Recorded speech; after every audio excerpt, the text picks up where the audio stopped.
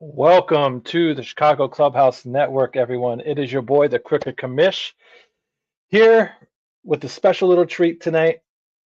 Normally, we're talking about redrafts when we're talking fantasy football, but tonight, since it's the off season, can't talk about redrafts and what's going on too soon.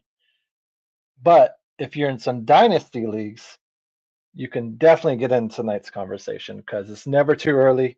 The season never technically really ends when you're in a dynasty league. So, but we are going to be doing a mock draft of the rookies only this year in this 2026 class. So we're only going to do it for about 2, maybe 3 rounds. So we won't go too deep into it. The underwear Olympics are like literally right around the corner. So once those statistics come out and we kind of get to see how fast everyone runs and how high everyone jumps and tries to kind of guess how that will equate onto the football field, you know, then it'll get kind of ramp up even more until the end of April where we have the actual draft, NFL draft going on. So with that all out of the way, let's go ahead and get to the intro and get this show started here. So.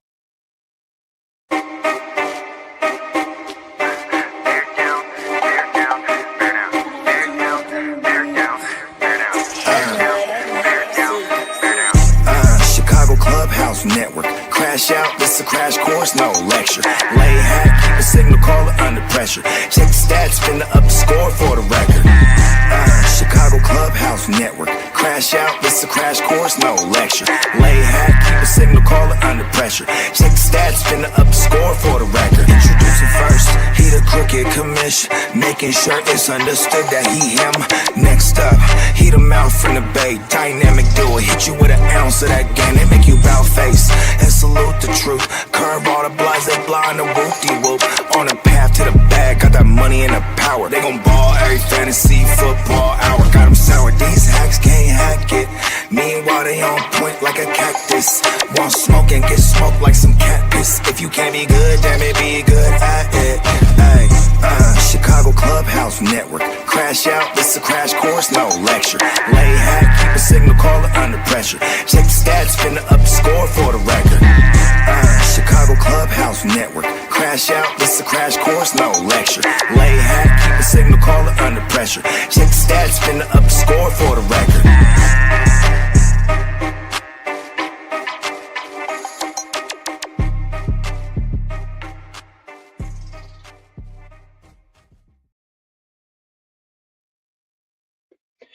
And we're back. Thank you guys for joining us. Thank you to Bogey for that awesome intro. He might be joining the show tonight here to help us with this mock draft. We have a few guys already in the mock draft. Most of it's filled up. A few guys. We might have some AI guys in there, but for the most part, that draft is full. So with that out of the way, let's go ahead and get some of the guests that we have on the show with us tonight. One guy from the Gen Wealth Network, at least one of them. We may have another one show up later. So the guy who has the biggest ear to the street and knows all the info coming out. We have our boy Lee from the Gen Wealth Network. How you doing, Lee? Yeah, what's up, Crooked Commish? Thanks for having me. You're welcome. You're welcome. And thank you for joining us. It's good to have you back in the clubhouse. It's been a while, but yeah, it's good to be back. Chef James, thank you for joining us. He is one of the guys that's going to be helping us in this fantasy mock draft that we're doing. And he has the number 2 pick in this draft, unless he's rearranged himself. But I believe he has a 2 pick coming up. We have another few guys like Neon Peacock. He might be joining us later. And he is also in this mock draft joining us. So we have my co-host Amal from the Bay have some technical difficulties going on here, but let's go ahead and get this draft board up and ready so you guys can see.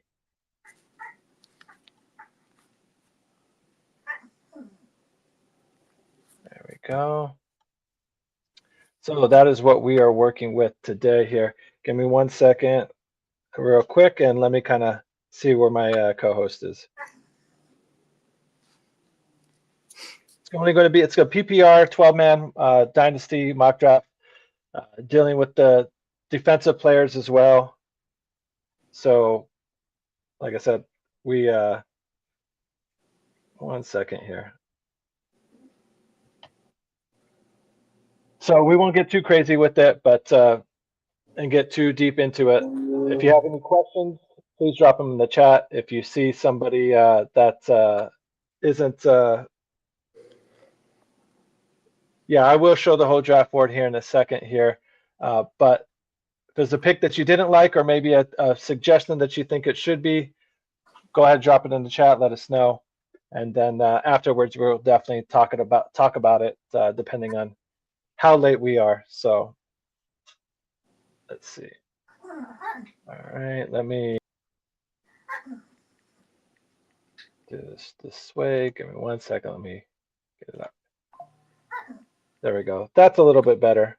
You guys can still hear us, and you can see the board a little bit better, hopefully. So let me go ahead and get over to it, and we'll go ahead and get started. I know there's a few guys already waiting on us, checking out the show. So, and then we'll get going here. So, they said we have Team 4 and Team 5 that looks like our AI spots.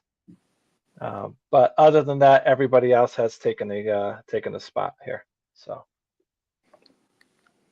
I gave everybody about 3 minutes to pick. So, and then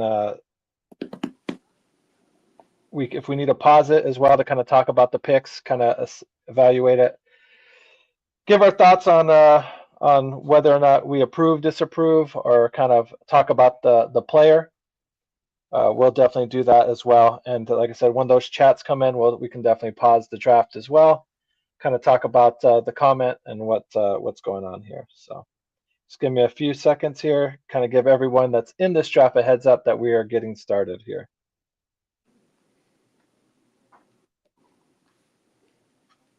All right.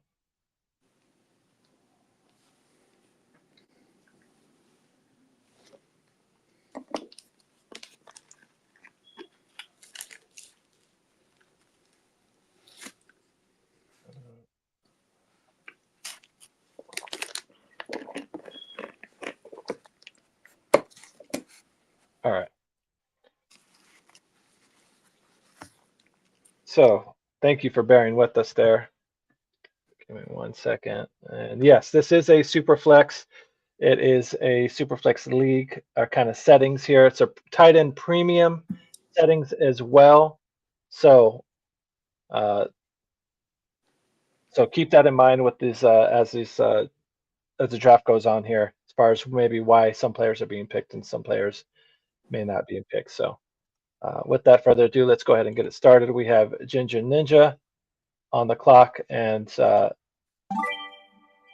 he will be the first one. So 3 minute shot clock here. So good luck to everyone here. 101, I don't think is a big surprise there at all. So looks like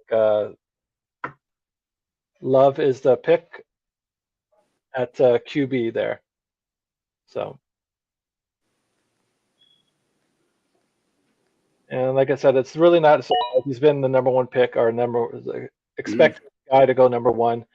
Makai Lemon goes number two. Chef James picks him there. And next is Mr. Tipton from the Tipping Point. Mike Tipton there. If you guys haven't checked him out, he has his own YouTube page, of course. He does a live show every once in a while as well, and kind of breaks down all types of sports. He's out of El Paso. So I'd let him know he may have the computer pick for him on this one, but we will see here. I let him know that he is on the clock, and if not, the computer might go ahead and just pick Mendoza for him, or maybe Carnell Tate.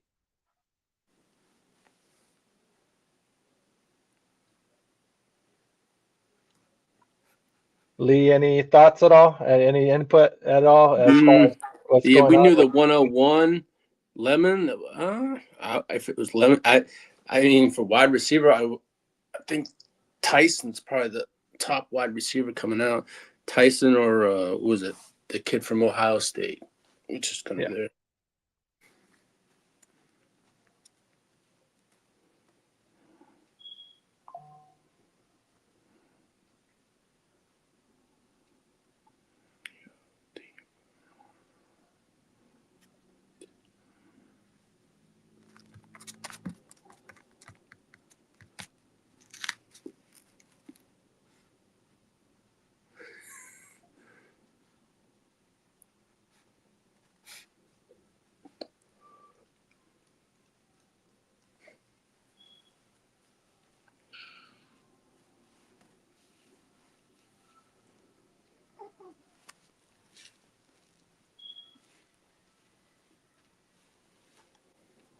All right. So it looks like Tipton is about the only guy that isn't active. There's a few other guys that's Steamboat Joe is not active as well, but hopefully he'll jump on right as it's his time to pick. Have a few seconds left. Like I said, it looks like Carnell Tate, maybe he has his pre-draft settings already made up and it goes for Fernando Mendoza, which if you're one of those guys, one of those teams that needs a QB, how comfortable do you feel with him being like your number 2 QB, Lee, if he had to be it? What, your Superflex quarterback? Yes. If I was desperate, yeah, but I'm not too sold on Mendoza, right? To be honest with you. I mean, there's other picks. I mean, but yeah, if you're starting up, yeah, but. Yeah. All right. So 3 back-to-back picks that go. Carnell Tate, Fernando Mendoza to team number 4, and Jordan Tyson to team number 5. Out of those 3 receivers, which receiver do you like coming out the most there between Lemon, Tate, and Tyson? Do you agree with how it's kind of set up with Lemon being the best candidate, or do you think?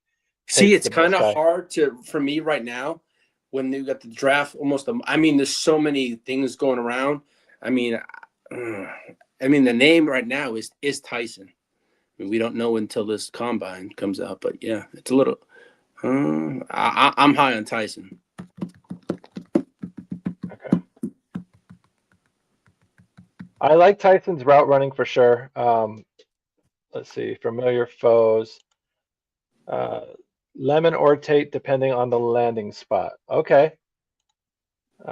Chef saying that's not as chalky as you would think. Okay. We got Peacock up next, making the pick here. Let's see. It depends on the landing spot. Yeah, for sure. Let's see. I would love Mendoza to fall to me as my QB3, but oh well. I think Peacock has that pick in another draft that we have coming up here. So this is kind of maybe some familiar settings for him here and who he might be looking for. If Mendoza does happen to fall, yeah, it's always good to have a guy like that as your third string guy, but hopefully you wouldn't have to rely on him being your second, have to start on him right away. Because I'm just not too sure about the Raiders offense, how that's going to look. It may take a year or two for it to get going. I think I said on my show it's gonna be 2 years. I said to a Raider fan, it's gonna be 2 years until you motherfucking asses shit. Nah, they need an offensive line though first. Yeah, and that's exactly what Chef James is saying. They need an O-line first. So there's a few teams that need that. Yeah. So let's see here. Peacock. Yep, he's on there. So he's just taking his time, kind of seeing who's the best there. You thinking running back or receiver here? Or does he get the best tight end out of the draft?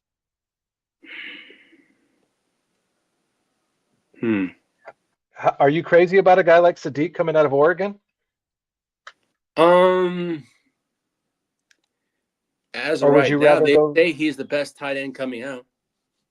Yeah, for sure. I don't think it's really even close. But this draft is pretty loaded with a lot of sleeper tight ends. I know that. All right. Ooh, Peacock. That was a nice pick. I'm not sure if he picked it or if the computer picked it, but if Coleman it was, gets picked. Coleman's the second best running back in this draft. Let's see.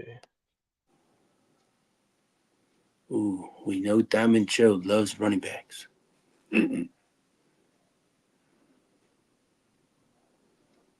Coleman. Give me a second. Oh, Jonah Coleman, age 22, out of Washington. They say the player comp to him is like a Doug Martin type of a comp. So Diamond Joe is on the clock next. Let's see if we can give him a heads up, let him know that he's playing.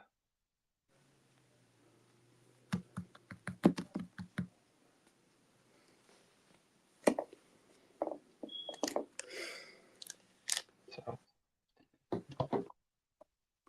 hopefully Diamond Joe can jump on here and make his pick and not let the computer not rely on good old computer there. So so we will we'll see what happens here.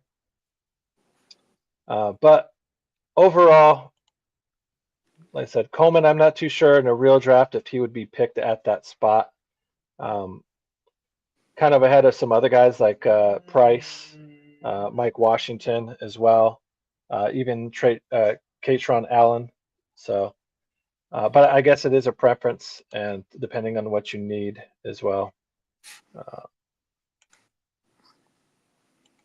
But I kind of like guys like Denzel Washington Denzel Boston coming out of Washington.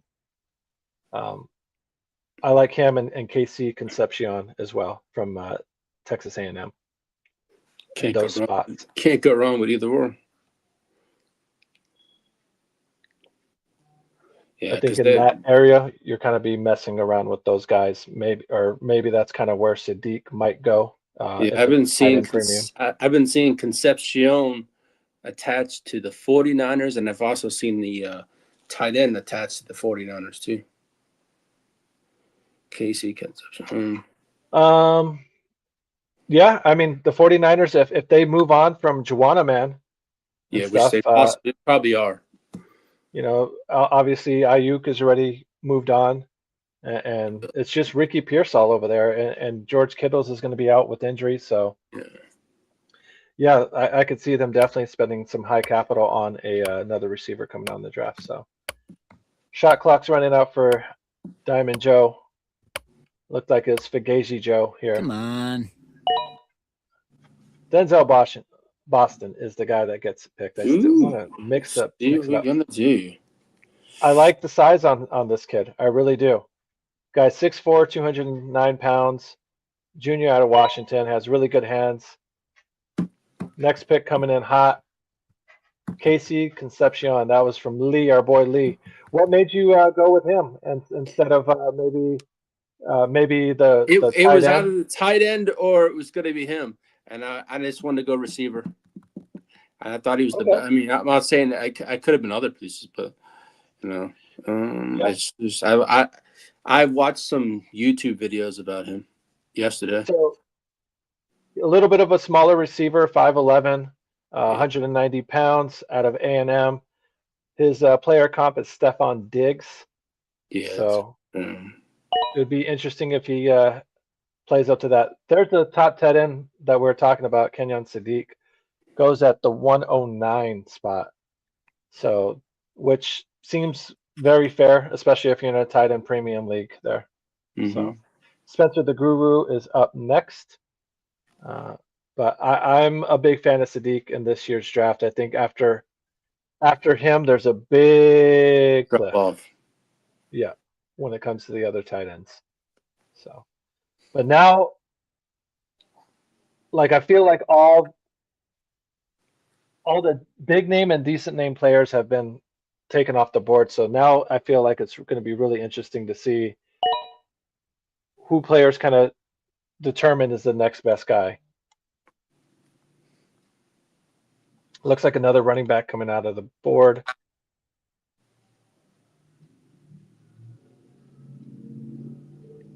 Emmett Johnson, Nebraska, running back. His player comp is Ahmad Bradshaw. So he's a guy that he, depending on where he goes to, it'll be interesting to see what how he ends up doing. He's 5'11", 200 pounds. Says he has decent vision and can be a 3-down back.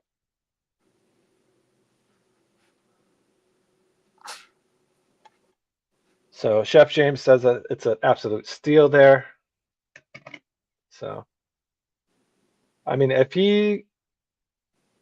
I'm not sure how if you could just plug him in right away, or if he's a guy that you may need to wait until like halfway through the season to where he finally starts showing up and kind of producing. Maybe gets, and depending on the team he goes to, the player shares that he gets.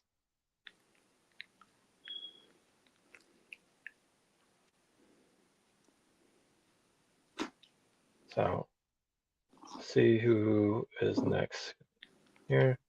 Next on the clock, we have my co-host. Looks like he's MIA there and MIA in the show. So, so good times here. There.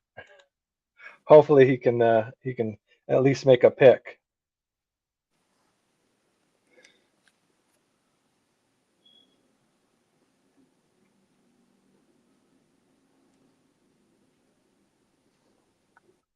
All right. So next player available, let's take a look here real quick. So the best QB still available is Ty Simpson. I believe he is the QB out of Alabama, I believe. He is. Yeah. So, he is. Doesn't have much of an arm. Kind of can be a decent scrambler, but a little undersized. At 6'2", they said he's saying he's undersized. That's interesting. But yeah, kind of is good. Kind of a more of a scrambling QB. Kind of works a little bit better when he's outside the pocket. So he's a great project for a team like the Jets or the Rams. Yeah. Huh. All right. Well, let's see who the computer picks for. Oh, this is me. Huh. Whoops. I should have realized that. Give me 1 second.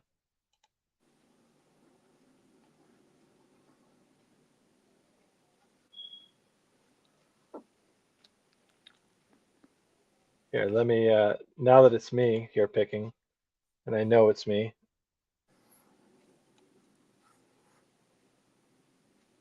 Let me take a look here. Probably, oh man, Price is a little bit of a slower back, the second back coming out of Notre Dame, a little bit of a slower back. I think the receivers that I really like are already gone and off the board as well. If it came down to me in this situation, I think I would have to go running back here. Probably here and go with, make sure I get the right guy I want. Go with Mike Washington here.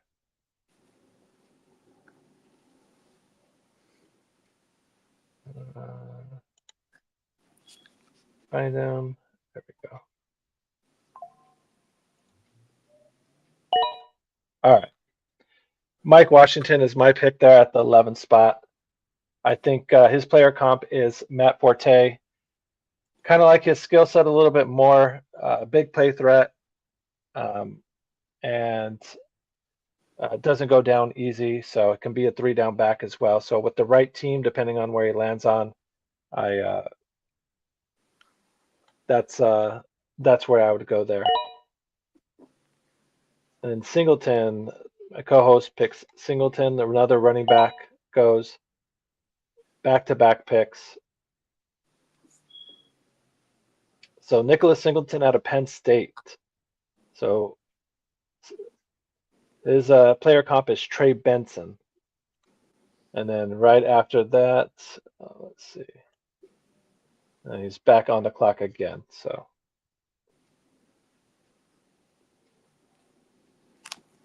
Oh, no, we go back to 1, and the 1 pick is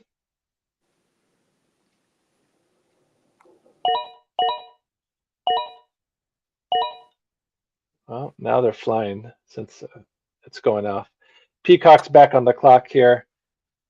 We had a few players go off real quick. Let me take a look and see who they are. Another running back went off.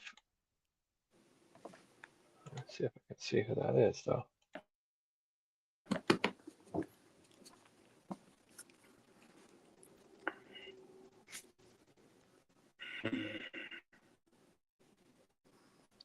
Oh, Jordan Price. So he ended up taking both Notre Dame running backs there at the 101, which is pretty interesting there. That would be funny there. So Jordan Price was more of a bruiser back there. So definitely the compliment to Julius Love there. Yeah, the QBs are pretty rough here. Yeah, I know that was a rookie mistake there on my end. So they all stink except for Love. I agree. Like you're kind of grasping at straws with these running backs. So.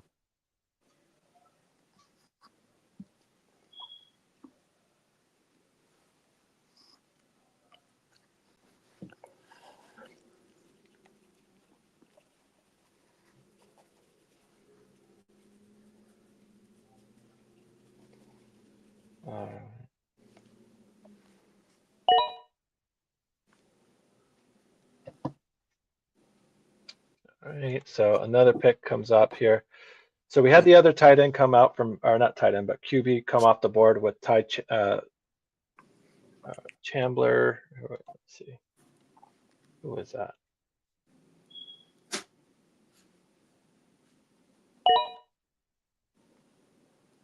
I think that guy that got picked though is not going to be in the draft. Katron Allen goes to Steamboat Joe. The other tight end is off the board. Yeah, Stowers is the second best one on the board. Eli Stowers out of Vanderbilt. Yeah.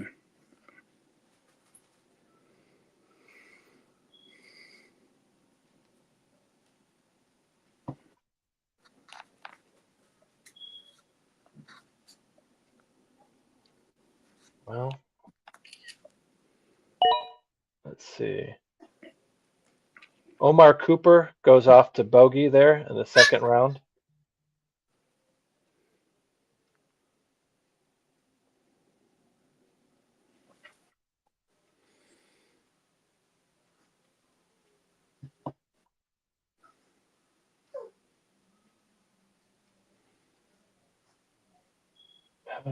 Let's see. And then as far as the receivers, we had 2 Bells go. Chris Bell's coming off of major injury, but if he had not had that injury, he'd probably be a first round type of receiver, from what I'm hearing here. So we have Chris Bell out of Louisville, and then we had. So let's see.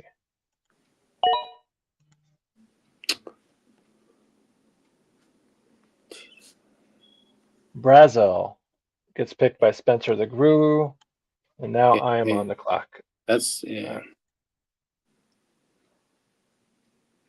Oh, man. Zachariah Branch.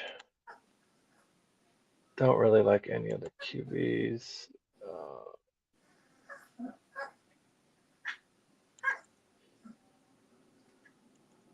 Man, I think at this point I may need to take one of the better defensive players on the team. Or not on the team, but available.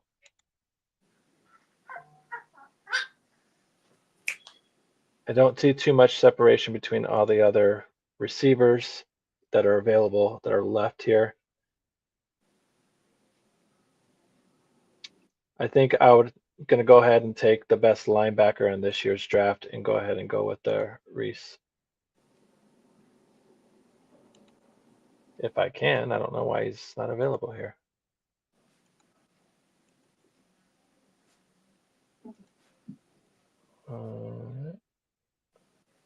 Huh.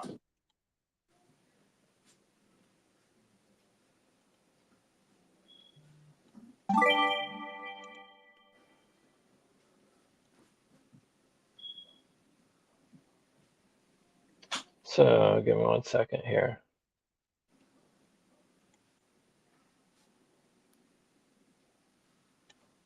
Huh. I wonder why it's not letting me pick anybody. It's like,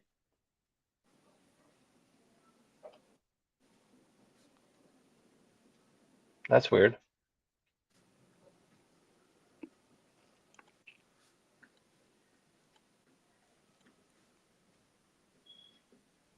Any have you seen this before, Lee, at all? No, never. No. Oh, okay. Well, I may have to switch out my pick again, I guess, because I'm not sure what's going on, because I would pick Reese here in this situation, but obviously, as you guys see, it won't let me pick it. So, let's see what the hell is going on.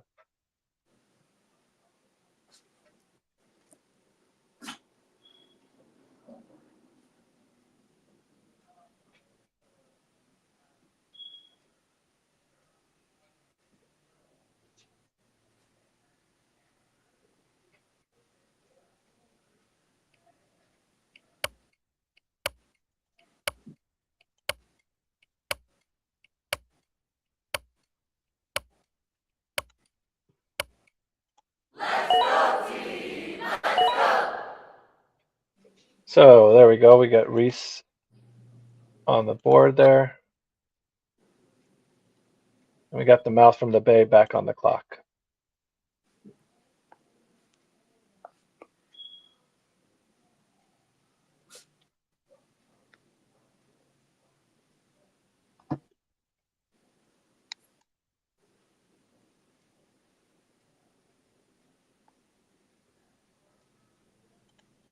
So check out some of the comments here. You can wish in one hand and shit in the other on QBs this year. I saw that earlier.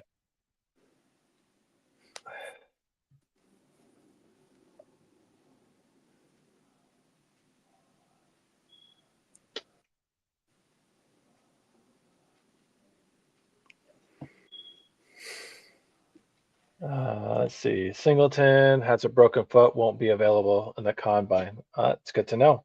It's good to know. And Chef says Emmett Johnson could be something.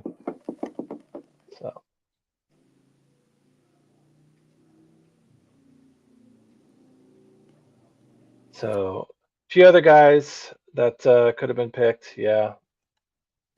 So definitely something we can break down and talk about afterwards as well. The next show. So.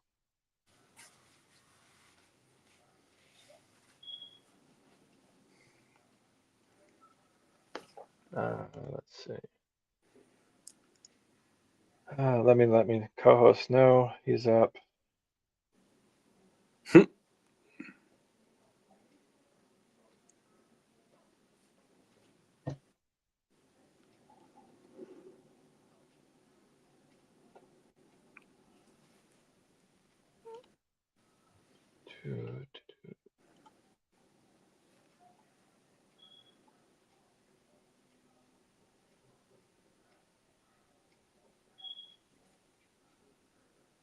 So a pick that went way, way early was Skylar Bell out of UConn, which seemed like an egregious reach with all the other guys that are kind of available out there.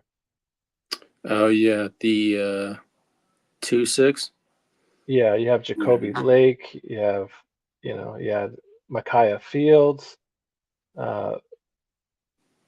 Reggie Virgil. You have a few other guys that definitely could have been taken at that spot instead. So that was definitely interesting for the computer to make that pick. But And let's see, we got the computer. It looks like it's going to make another pick here.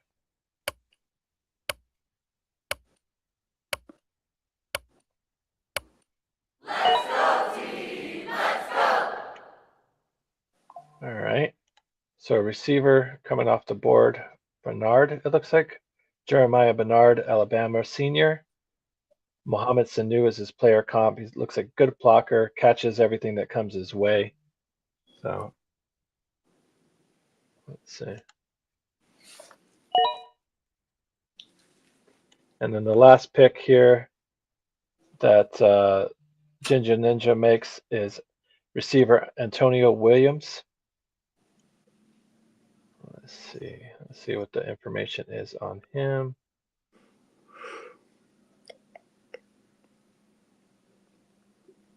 Clemson, 5'11", junior.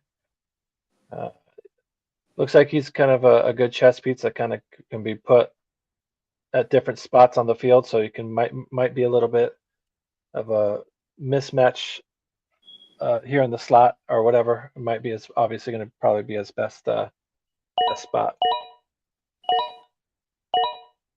Sonny Styles is the next linebacker that gets picked by Chef James, so don't blame him there. Cool name, plays really good as well. Last few picks coming in by the computer. Got Claiborne, another tight end. So 3 tight ends go in this particular mock draft. We have Claire. I believe that's a kid from Ohio State, Max Claire. Big guy, 6'5", almost 250. Mark Andrews is his player comp. Mekhi Fields goes next to Peacock. I like his size too. He's 6'4", coming out of Notre Dame. Has some decent hands as well. There we go. Hey, Bogey, welcome to the show. Hey, hold on, I'm just adjusting this joint. What's good with it? What's going on, B? Sonny should have gone earlier. Yeah. I thought about him when I was picking. So, yeah, we're done after this third round. So thank you, Chef James, for joining and participating in this. No, we're stopping after this one. Shout out to the chef. Claiborne from Wake Forest. Yeah. Who, the running back? Yeah. That's who Chef, I think, ended up getting there. But Nacho, you're right. If he should have been removed, Chamberlain should have been removed for sure, since he is going back to college. Yeah, that's crazy. Usually the apps, well, I guess unless he just announced it, Like last week sometime. Yeah, about 10 days ago. Pretty slow for that. Yeah, Reuben Bain is another receiver that defensive lineman that Lee gets out of the draft. He came out of Miami, had a big games in the college playoffs there. Yeah, the fella's high on him. Who are you high on, Lee?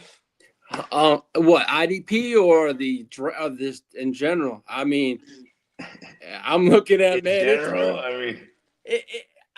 I'm gonna go Jeremiah Love, but then again, there's a few running backs. I mean, but it's early right now. But man, Jeremiah Love is my, and then I'd say probably Tyson as my second if I'm looking at a wide receiver.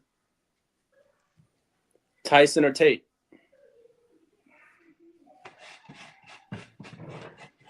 You guys should do a real 2026 draft with offensive linemen.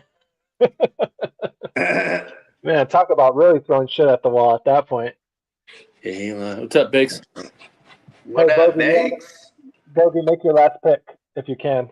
Oh, shit. Okay, I got to jump off. I'm on my phone. I'll be right back. All right. Spencer the Guru on next after that to finish out the last part of the draft here. And it was either Reuben Bain or Mesidor. It's like A and B on those two.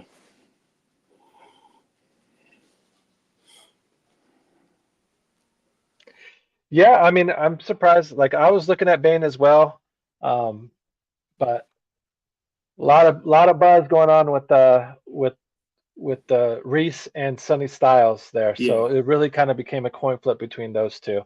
But this time I went with Reese. Maybe next time I'll go with Sonny Styles. Zachariah Branch goes, and then Carson Beck goes. So I am on the clock next. Oh, man. I was hoping Fields would drop back down to me, but no dice on that one. No soup for you. No. So let's see what receivers here are available that I still kind of wouldn't mind. No, they're all gone. They're all gone.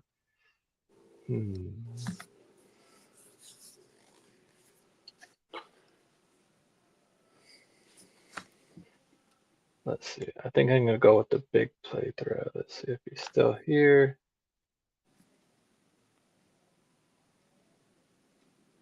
Yeah, we'll go with Reggie Virgil. So he's got some decent size, and 6'2", and can be a big play threat.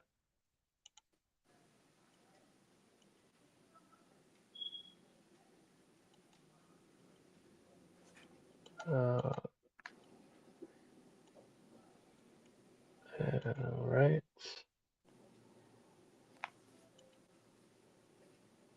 And again. So, okay, 1 second here. Not sure why it's not letting me pick anybody.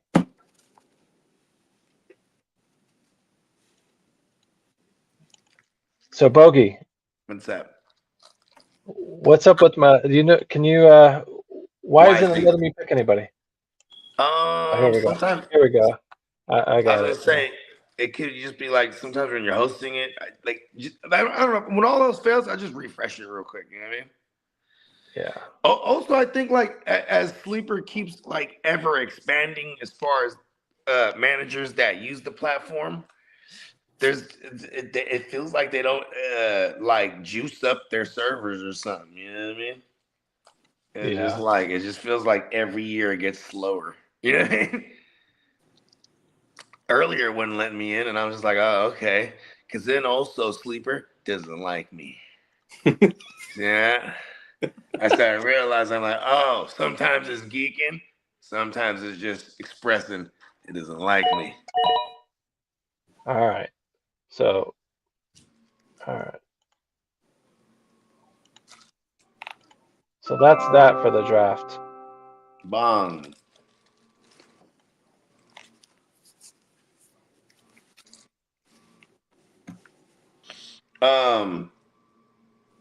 Yeah, I mean, honestly, the landing spots are very importante. Yeah, for sure. Because then, some of these talents that we really are big on, they could end up sitting behind somebody for a year. I was really big on Chase Brown, and when he landed with the Bengals, I still drafted him like in the back of second rounds and early thirds, and people think I'm tripping, but I was willing to wait however long it would take. You know what I'm saying? For Joe Mixon to be out there, I didn't think it would take longer than a season. And then, matter of fact, Chase Brown, his rookie year, he started off on the IR. By the time the end of the year, he was splitting with Joe Mixon, and he was flashing. So I was really excited to have my Chase Brown shares. But then there's also been other instances where I'm holding on to a player like Krosky Merritt. I have a lot of Krosky Merritts. I was able to get him in like 6th and 7th rounds of these mock drafts last year, way before the hype was there, before the training camp or anything. You know what I'm saying? Like, I was able to just acquire him everywhere I could for the really low. And then, now I was thinking, okay, even if I only have to wait a year, they flashed a ton last year. Now it's like you got a new regime, and I'm hoping, because that's the thing with running backs. Their life expectancy, if the draft capital isn't high and, that's connected to them, you know what I mean? It's a little uphill battle for them. You know what I mean? Yeah, their jobs are always not as secure because they can easily be replaced, especially if you're a youngster that hasn't really got a chance to show what you got yet. You know what I mean? Yeah. So looking at the draft board real quick, is there anything that sticks out or any surprises to you at all? We did have a few computer picks or whatever, but especially going through the first round, I think Love is no surprise. I guess it didn't really. It's not really so much as a surprise, but like that the first round kind of seemed uniform. You know what I mean? And like this is my first time kind of dipping my toe into it. Like I said, I usually really don't like do the rookie mocks when I haven't been designated yet, just because like it is gonna draft like this is just more from getting familiar with someone as you get deeper along into the rounds. Because some of these guys, they're some of these guys might be ultra value too if they end up in spots where they're like you're a receiver, but you end up a third string guy. You know what I mean? And that's a lot for somebody to wait on. So those guys might get they tend to fall on drafts. So like the Puka Nakulas of the world. Exactly.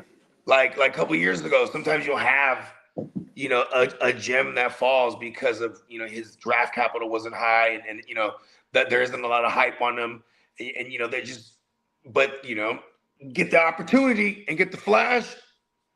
You know what I'm saying? We like shit like that. And most of our rookie drafts, they usually pop off not too long after the actual NFL draft is done. Weekend, yeah, exactly. So Bakes was saying, do you think the Niners are going to go O-line in round 1 like Vegas so you can have a guard oppose Dominic? The kid from Penn State? He's going to be gone. I hope so, man. I think why does everyone that come from the Shanahan thumbprint, why does everyone come from that coaching family tree? Everyone that comes from that tree, they know, all right, we got to solidify our offensive line to operate correctly.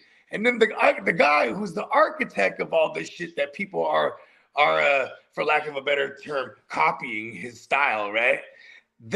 Why is the guy who invented that style not the one who emphasizes the offensive line? Look at Clint Kubiak. Clint Kubiak, a known Shanahan disciple. Obviously, Kyle Shanahan was also a disciple of Gary Kubiak, Clint's daddy. You know what I mean? So it's just kind of it's just kind of a generational type deal there. But still, though, he definitely learned a lot from Shanahan. And the first thing Clint Kubiak's going to do when he gets there in Vegas is build that offensive line. You know what I mean? So I hope we're on that type of time, because even last year when we had an opportunity to do so, we didn't do so until like the 5th round, and we drafted like a project guy for the NFL standards, but he definitely had a lot of start time in college. Like he was one of them guys, but still it was still a head scratcher of a pick. So hopefully we diagnose some. We need it all. We need guards, tackles. Yeah, we need it all. Yeah, well, there's quite a few teams that can be saying that as well and really mean it. So, but Peacock here, if you're still in the chat, wanted to ask you, did the computer pick Coleman, or was that someone that you picked there yourself with the running back and at the 106? So I wonder how much you talking about that. Yeah, because I'm pretty sure Coleman might not go ahead of some of those other guys there. Yeah. I don't know if he has the 106 in one of the drafts that we're in. So maybe he's kind of just trying to throw our scent off of like guys that he may like but doesn't really like. I thought about doing that too. So we'll see. We shall see when it actually comes to actual draft time. See, that's what Crook's doing. This is what this is all about, Crook. He did all this to get the info. He's like, no JD, huh? He's like, I need a whole league in here, goddammit. Where's everyone else? He's getting his intel. This is how I get my blueprint. Have I barely even have picks in any of these leagues. That's true. Yeah, I do have the 102. I do have Bakes the 102. That Lemon went way too early. Do you think do you think Mekhi Lemon is the best out of those core 3 receivers that are talked about? I'm a dickhead. I'm just gonna say it's always gonna be the landing spot for me. Like, for example, what is a landing spot for a receiver right now, just team wise, where you go, oh, that guy could be a guy there.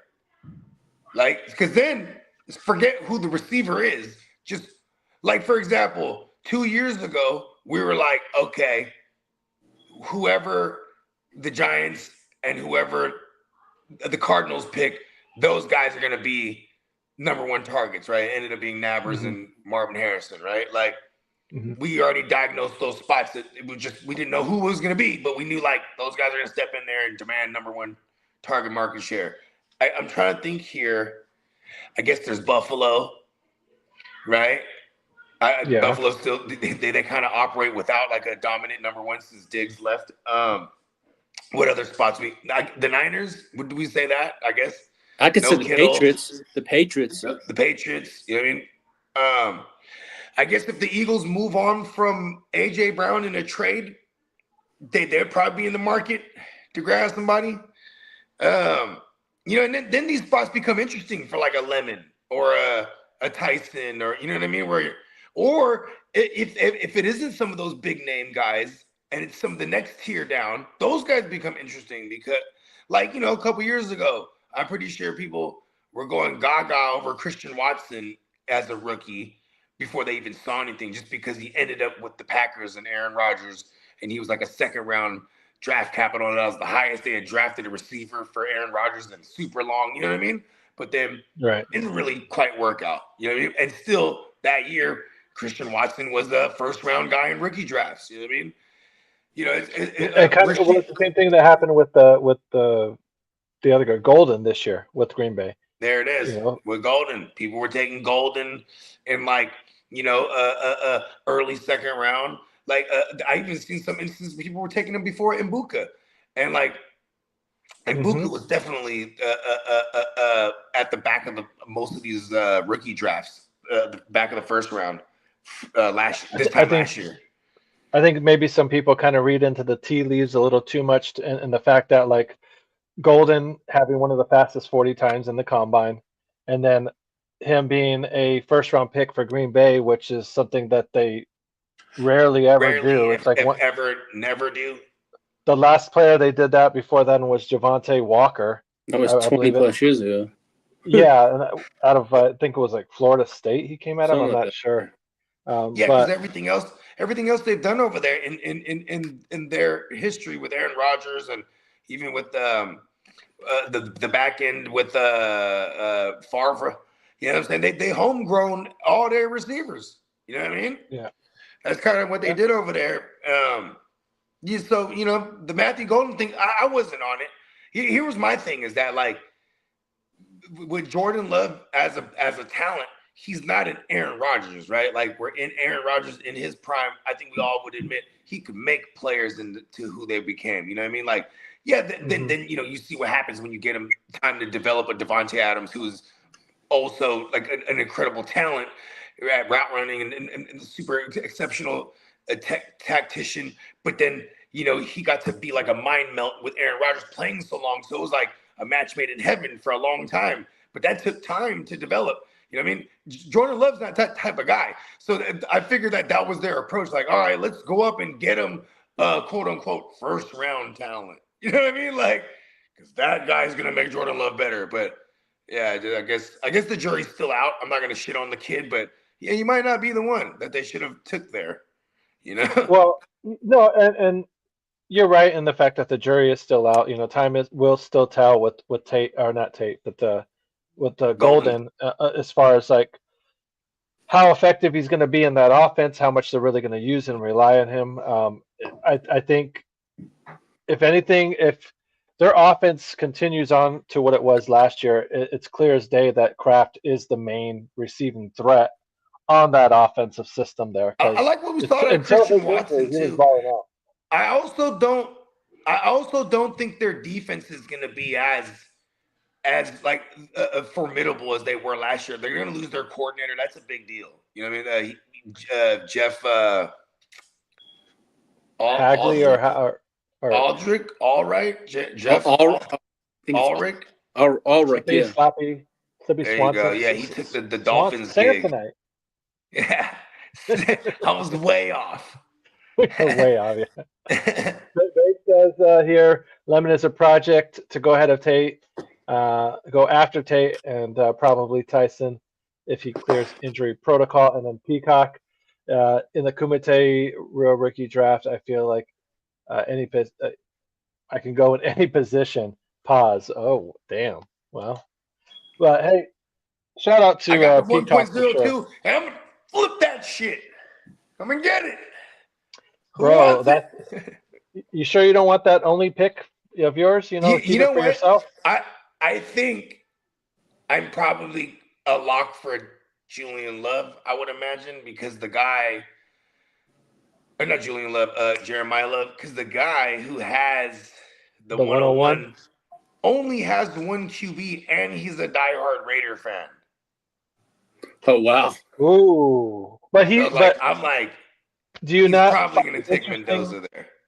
that he put the 101 up for the trade block up for grabs? If you know what I mean. So I mean, if he was really in love with Mendoza, it would just be one of those guys where it's like, yeah, Or I if need a someone guy. else is in love with Mendoza, you're gonna have to send like a QB because he's probably to me that's him telegraphing someone give me a QB for the 101. You know what I mean?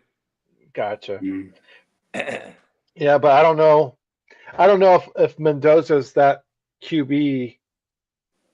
I don't know if anyone's going to fall in love with that type of But prospect in this year's did draft, you too. see his team? Yeah.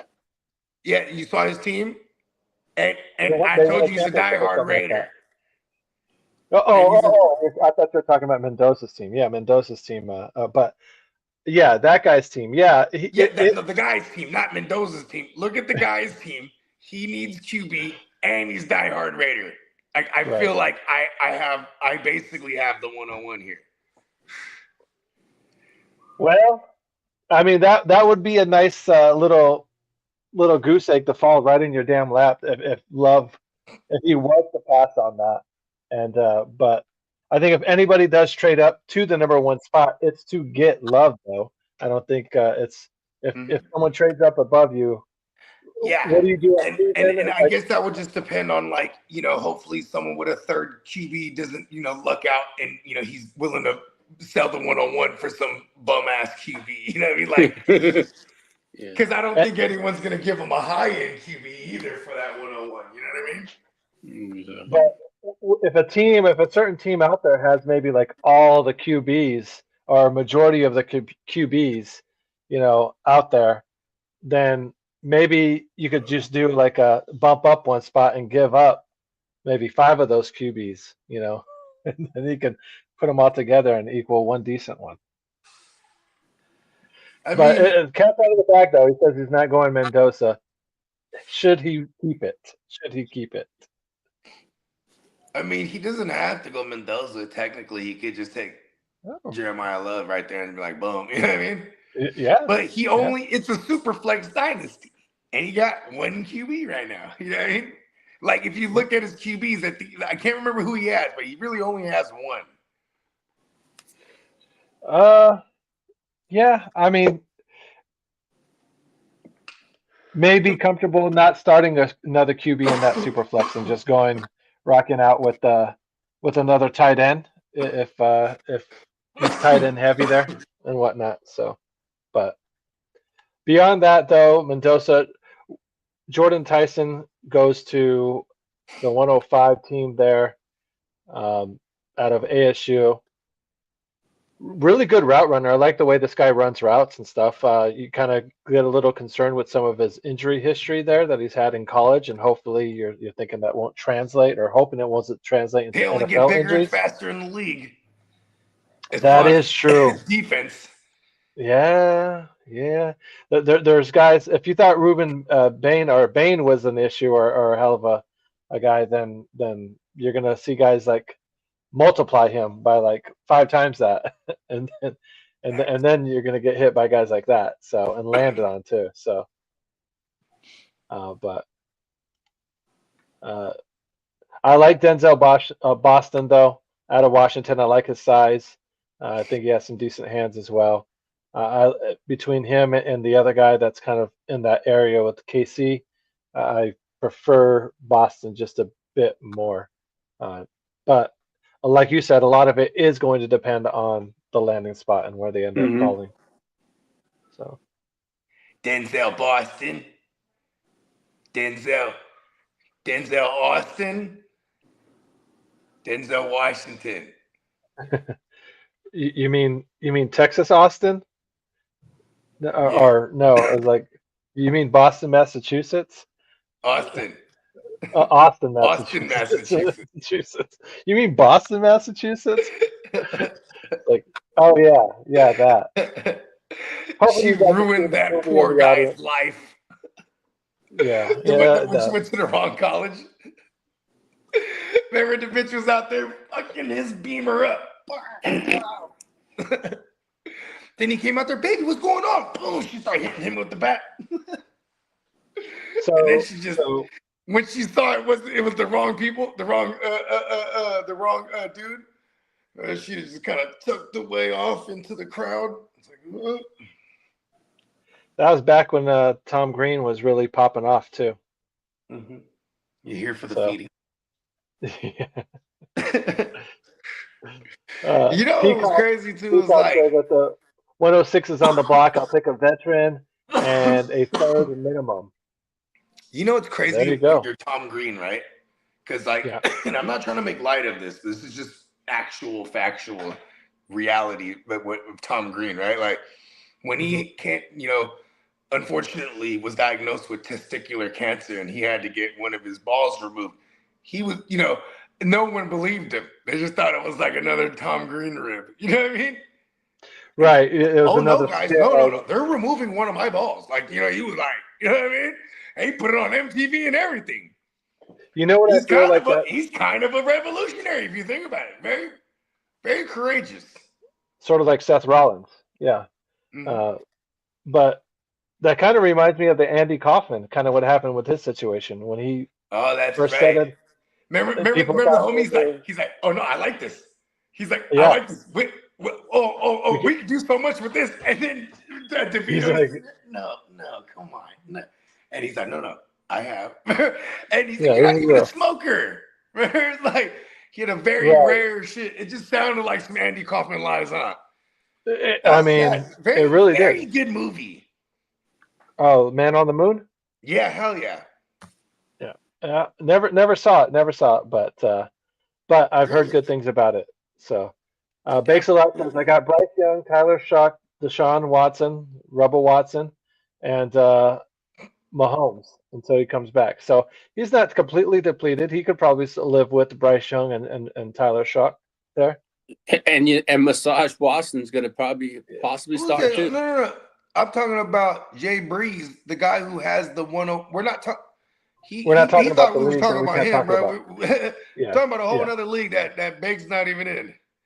We can't talk about him. No. Now that Bake's I'm talking about Jay Breeze.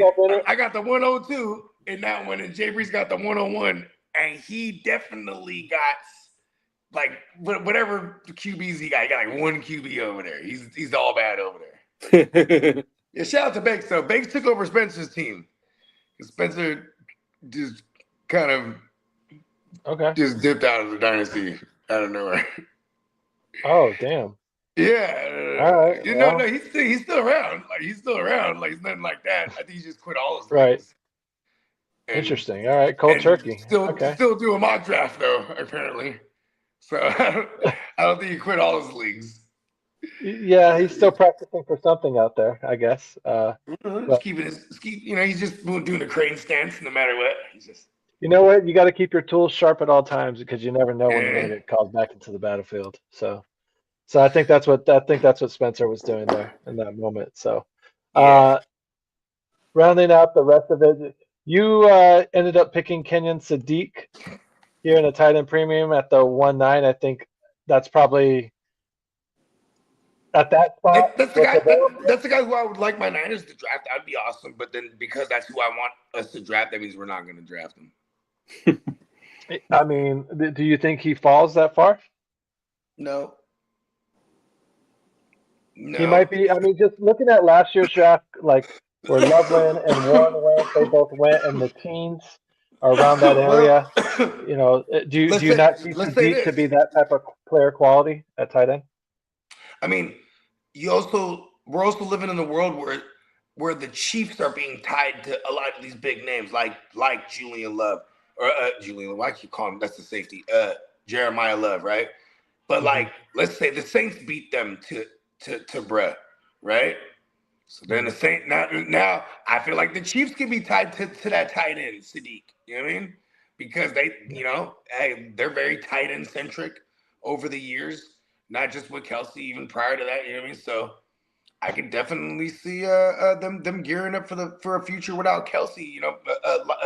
2027, this kid could be maybe it's Sadiq for the Chiefs. You know what I mean?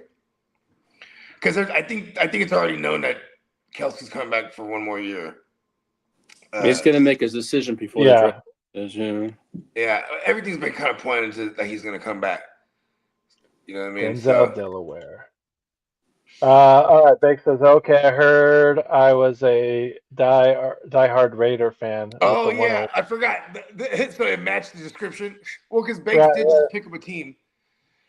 Yeah, Bakes. If anyone, the only player I've ever seen Bakes really play with his heart with, like when it came to like his team, was probably like Brock Bowers, and that's only in recent history. Because Brock Bowers is just fucking amazing. You know what I mean? Like everyone was, doing what they had to do to go acquire Brock Bowers if they didn't already have him. You know what I mean? Especially in a tight end premium. Outside of that, yeah, but my other guy, Jay Breeze, though, he's definitely plays with his heart. Like his team right now, the one I'm talking about, he got like Genty on there already. So I know this guy's gonna draft Mendoza. And I'm like, man, I might have Jeremiah Love right there. And unless he gets a king's ransom. If you can get a king's ransom for Mendoza, I think what you said makes sense. Where if you can get a QB, maybe another first rounder for next year, and something else or whatnot, then or even like if he's willing to take someone's like third option if it's an older guy. Like think about this. There might the first thing I start doing too, whenever we get certain news is like Tua and Kyler Murray. We don't know what's gonna go on with them. I go look who has Tua and Kyler Murray. Cause then before anything breaks, they might be inclined to make a move preemptively. You know what I mean?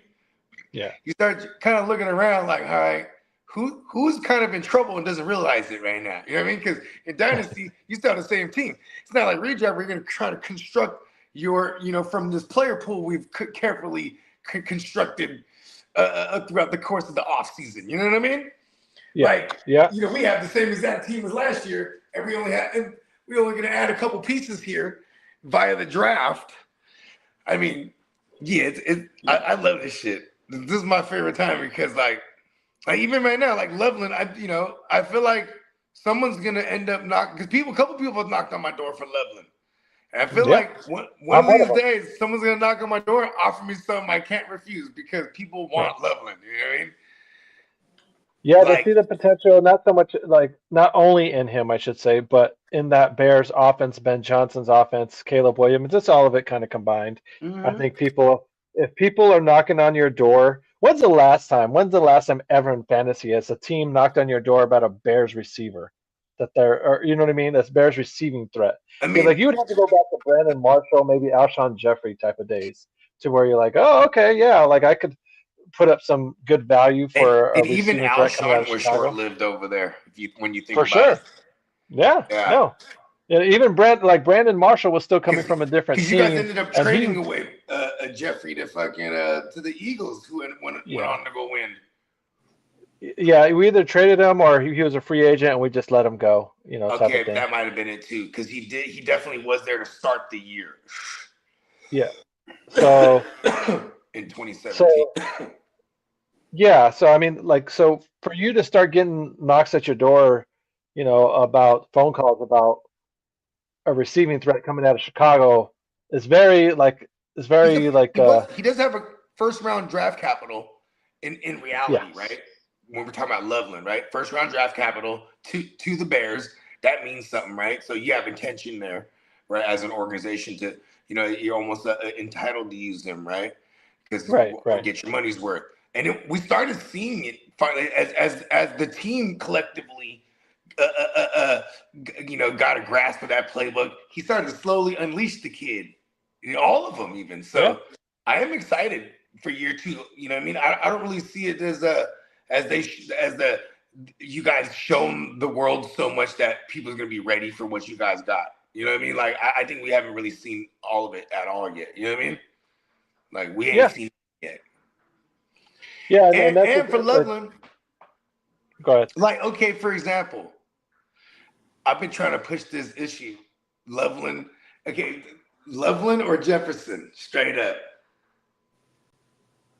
I mean, tight end premium, like you're really thinking about that. You probably maybe lean towards Loveland only because of the sheer fact of you're not crazy about Minnesota's QB situation. Yeah, you know, and that's kind of where I'm at right here. Say Danny Dimes somehow like goes over to Minnesota, then maybe you're a bit more intrigued, and because it wasn't just Jefferson and Colston Loveland, but those were the two big players, and then there were some other pieces as well. But then, you know what I mean? And I was just like, I don't know. Yeah. I was like, I don't know right now. I think the longer I wait too, the longer we wait on any of these things, the more the value will increase. You know what I mean? I agree. I agree. The closer you get to the draft, the more it's gonna kind of the more your picks are gonna kind of have more value to them for sure. So. But guys, we usually do this show for about an hour. We're kind of getting a little over that, or right over about 15 minutes here. Next week, or if not the week after, we'll bring back up the draft board here, bring it back up, talk about more of the players in the second round and in the third round and whatnot, and kind of break that down a bit more now that mock draft's kind of out of the way and stuff. So. Guys, please go ahead and give a shout out or kind of tell the good people where they can find you here at the clubhouse. Man, appreciate you having us back on. You know what I mean? It's our home away from home. And speaking of home, you can check us out Gen Wealth Net on YouTube. And right now in the off season, our flagship show, Wake Your Game Up. We're live every Tuesday and Friday morning. So catch us tomorrow, 9 a.m. West Coast time. You know what I mean? Oh, it's tomorrow. Oh, tomorrow's Thursday. Friday morning. Yeah. I don't know. For a split second there, I thought it was Thursday. That correction. Yeah. I'm a crazy person. Yep. You'll find me over on the Gen Wealth also. And I also host the Chargers Power Hour, which is every week, and I'm possibly doing on Saturday, once I check in with the fella. All right. So, guys, go ahead and look them up, the Gen Wealth Network there on YouTube. Subscribe to their network or their show if you haven't already. A lot of good content as far as fantasy football goes.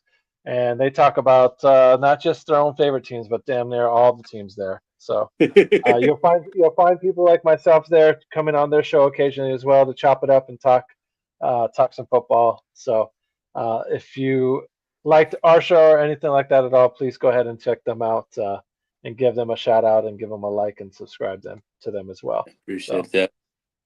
Yeah. Absolutely. Thank you guys for joining the show, coming back to the clubhouse. So one thing we always ask any of our guests, whenever they come and hang out here for a minute, we always ask them to please come back. So happy that you guys went ahead and did that and listened there. So, but with that being said, guys, thank you for checking us out here at the Chicago Clubhouse Network. Be safe out there. Be good out there. But if you can't be good, damn it, at least be good at it. You got to decide whether you're a wolf or a sheep. Wolf or sheep. This has been a Chicago Clubhouse Network production.